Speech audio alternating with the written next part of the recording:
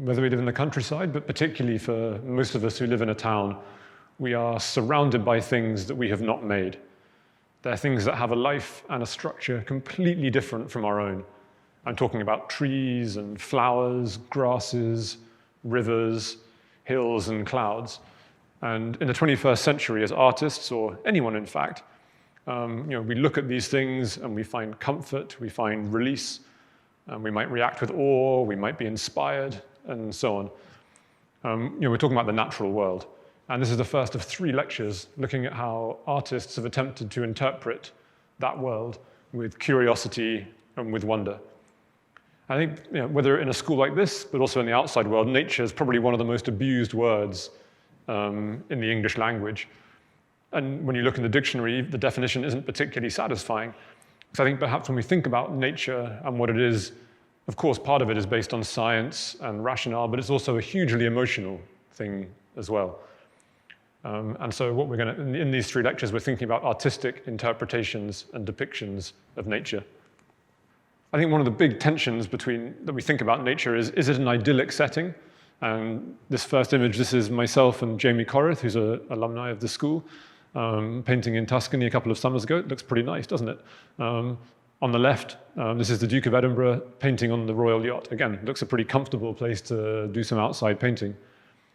But if you were to ask, for example, a farmer or someone who had to look after chickens, for example, in the countryside full of foxes, perhaps they might have a slightly different sense of nature or idea of what nature is.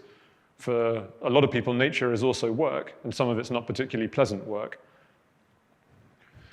It's interesting if we think about some of the earliest paintings that exist. These are the caves at Altamira in Spain. Beautiful cave paintings that actually Jamie Corrith's done a lot of research into.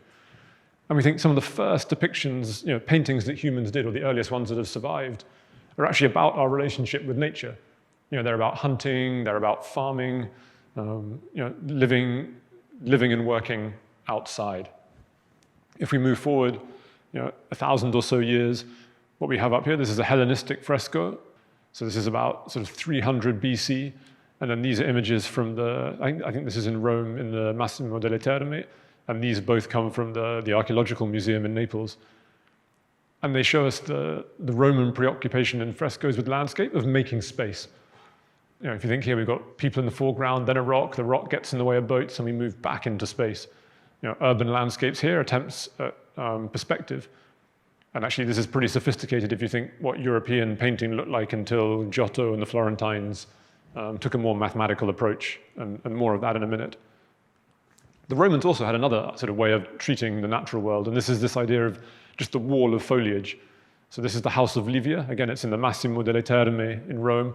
So if you walk out of the train station when you arrive in Rome, you just walk straight ahead and walk to the far left-hand, the top left of that piazza, you find this museum, which has beautiful classical sculptures. And this is some of the painting that's in there. And this type of idea, this kind of wall of green with exotic fruit and plant life and animal life, and we end up in the 20th century, turn of the 20th century with painters like Rousseau. And in the middle, this is Palazzo Grimani in Venice, where those of us who were on the trip with Ramiro and co just over a year ago, we went to see this. And also if you go up to Parma, Correggio, the same idea, this wall of green but punctuated with these beautifully designed spaces that take you up to the heavens. This is in the Camera di San Paolo in Parma.